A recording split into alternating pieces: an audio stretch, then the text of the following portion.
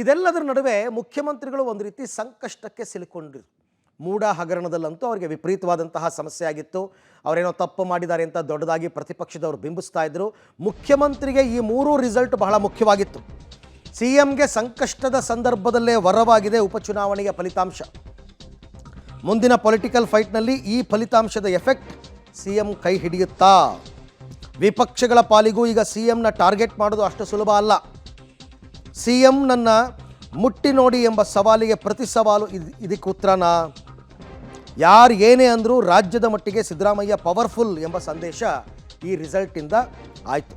ವಿಪಕ್ಷಗಳ ಸರಣಿ ಆರೋಪದ ಬಳಿಕವೂ ಸರ್ಕಾರದ ಪರವಾಗೇ ಜನ ನಿಂತಿದ್ದಾರೆ. ಕೈ ಹಿಡಿದಿದೆ ಗ್ಯಾರಂಟಿ ಯೋಜನೆಗಳು, ಸಿದ್ದರಾಮಯ್ಯ ಇಮೇಜನ್ನು ಹೆಚ್ಚಿದೆ ಈ ಗೆಲುವು ಅಂತಕ್ಕಂಥದ್ದು ಇಲ್ಲಿ ಬಹಳ ಸ್ಪಷ್ಟವಾಗಿ ಗೊತ್ತಾಗ್ತಾ ಇದೆ. ನಮ್ಮ ಸರ್ಕಾರ ಅಧಿಕಾರಕ್ಕೆ ಬಂದ ಮೇಲೆ ಕಳೆದ 1.5 ವರ್ಷದಿಂದ ನಮ್ಮ ಮೇಲೆ, ನಮ್ಮ ಸರ್ಕಾರದ ಮೇಲೆ ಮತ್ತು ನನ್ನ ಮೇಲೆ ಸುಳ್ಳು ಆರೋಪಗಳನ್ನು ಮಾಡೋದು, ಜೊತೆಗೆ ನಮ್ಮ ಕಾರ್ಯಕ್ರಮಗಳನ್ನು ಅಪಪ್ರಚಾರ ಮಾಡೋದು. ಸುಳ್ಳು ಆರೋಪಗಳು, ವಾಲ್ಮೀಕಿ ಅಭಿವೃದ್ಧಿ ನಿಗಮದಲ್ಲಿ ಭ್ರಷ್ಟಾಚಾರ ಆಗಿದೆ, ಅದಕ್ಕೆ ಸಂಬಂಧಪಟ್ಟಂತ ಮಂತ್ರಿ ಸಿದ್ದರಾಮಯ್ಯ ಕಾರಣ. ಆಮೇಲೆ ಮೂಡ ಪ್ರಕರಣದಲ್ಲಿ ಸೈಟ್ಗಳ ಹಂಚಿಕೆ ಕಾನೂನುಬಾಹಿರವಾಗಿದೆ.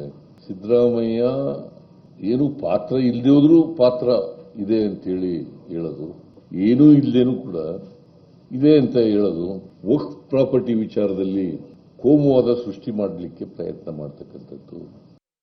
ಹೇಗೆ ಬಿಜೆಪಿಯವರು ಇಬ್ಬಗೆಯ ನೀತಿಯನ್ನ ಅನುಸರಿಸ್ತಾರೆ, ಒಂದೇ ಇಶ್ಯೂಸ್ ಮೇಲೆ 2 ತರ ಮಾತಾಡ್ತಾರೆ.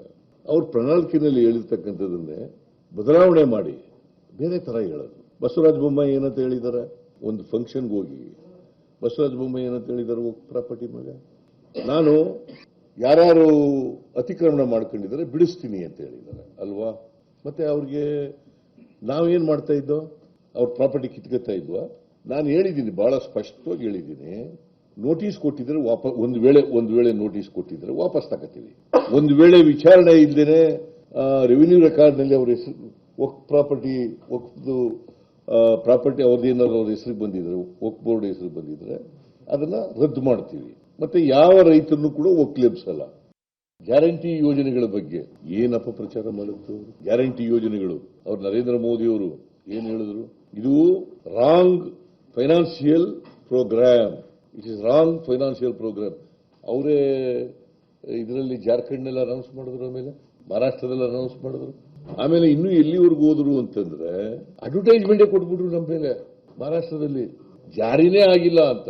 ಜಾರಿ ಆಗಿಲ್ವಾ? ನೀವ್ ಹೇಳಿಯಪ್ಪ, 5 ಗ್ಯಾರಂಟಿಗಳು ಜಾರಿ ಆಗಿದ್ದವ ಇಲ್ವಾ?